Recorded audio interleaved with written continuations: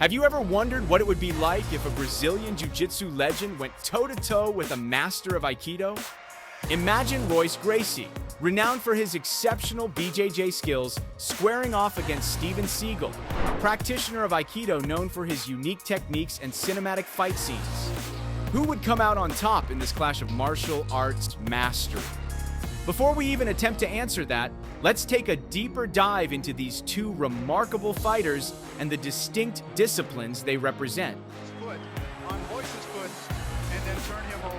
He's taking it back. Yes, he is. Let's start with Royce Gracie, as many may not be familiar with this legendary figure in Brazilian Jiu-Jitsu.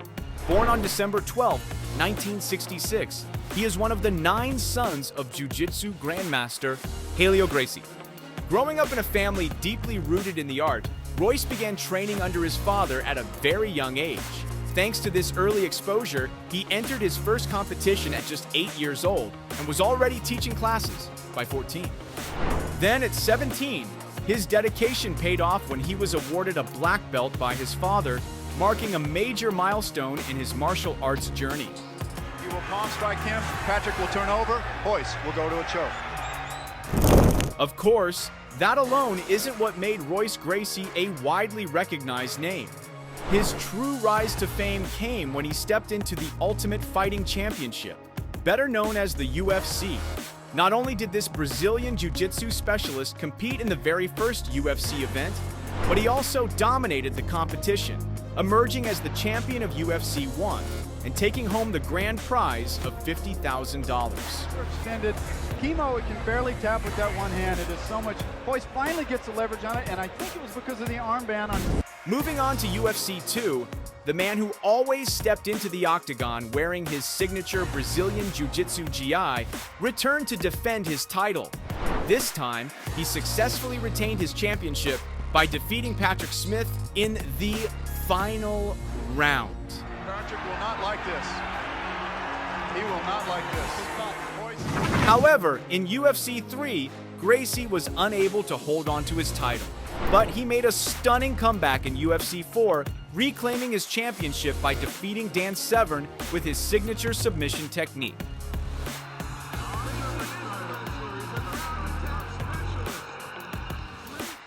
Thanks to his dedication and achievements in the UFC, Royce Gracie became one of the first fighters ever inducted into the UFC Hall of Fame. Even UFC President Dana White recognized that Gracie was more than deserving of this honor as one of the organization's founding figures.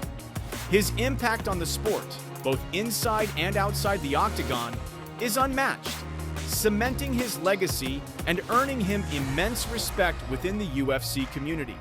Patrick could be in. How does Patrick get out of this, Ben? It's very different. He has to hook his foot on Royce's foot. However, Steven Seagal would be far from an easy opponent for Gracie.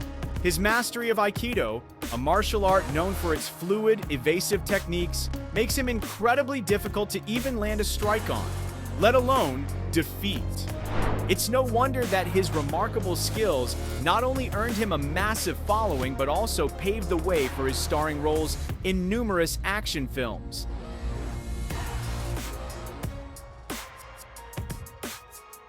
Steven Seagal's mastery of Aikido didn't come overnight. It's the product of years of dedication and relentless practice, starting from a young age.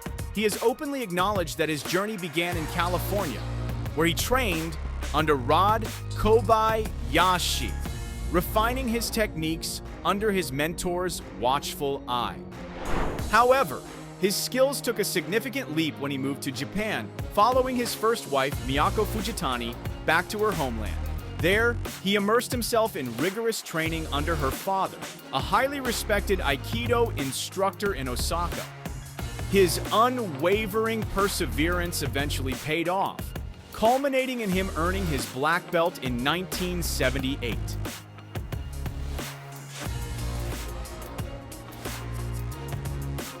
Of course, Seagal's black belt wasn't just for appearances, it was a testament to his real, battle-tested skill. He consistently demonstrated his prowess by remaining undefeated in sparring sessions against other Aikido practitioners. His techniques, characterized by seamless fluidity, allow him to deflect and redirect an opponent's force with the effortless grace of flowing water. This ability to neutralize threats with minimal exertion is further enhanced by his exceptional command of joint locks and control techniques, making it nearly impossible for his opponents to land a decisive strike.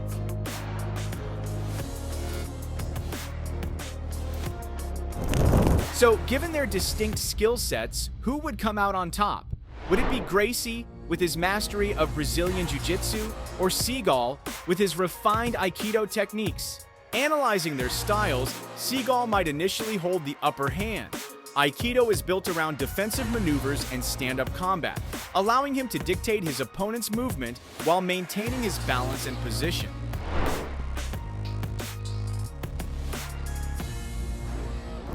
On the other hand, while Gracie isn't known for his striking, he possesses a fundamental grasp of stand-up combat and would likely prioritize taking the fight to the ground. If he succeeds in doing so, the advantage would shift heavily in his favor. Brazilian Jiu-Jitsu is widely regarded as one of the most effective martial arts for ground fighting, and Gracie is a master of submissions and joint locks. Once on the mat, he would have the upper hand, using his expertise to control and neutralize his opponent.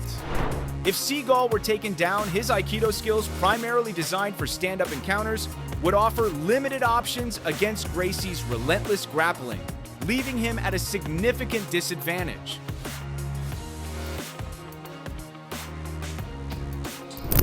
In almost every plausible scenario, it's fair to conclude that Royce Gracie would likely emerge victorious over Steven Seagal.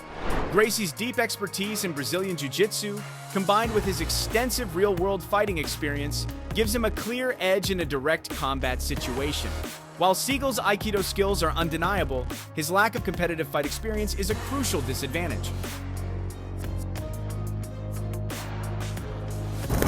Aikido techniques, while highly effective for demonstrations and self-defense applications, are not typically designed for high-intensity, full-contact combat. This fundamental difference makes it extremely challenging for Seagal to match Gracie's effectiveness in an unrestricted fight, where adaptability and real-world combat experience play a decisive role. 4.5 minutes. We've never seen anything like this. This is half the total we had in 2 U.S. This video offers a visual representation of how a fight between Seagal and Gracie might actually unfold in real life. In practice, Brazilian Jiu-Jitsu is built around techniques specifically designed to bring an opponent to the ground, making it incredibly effective in close combat.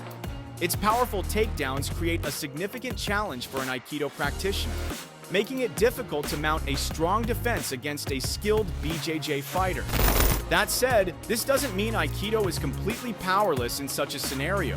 With its precise joint locks and redirection techniques, an Aikido fighter still has the ability to shift momentum, counter an attack, and potentially take back control of the fight.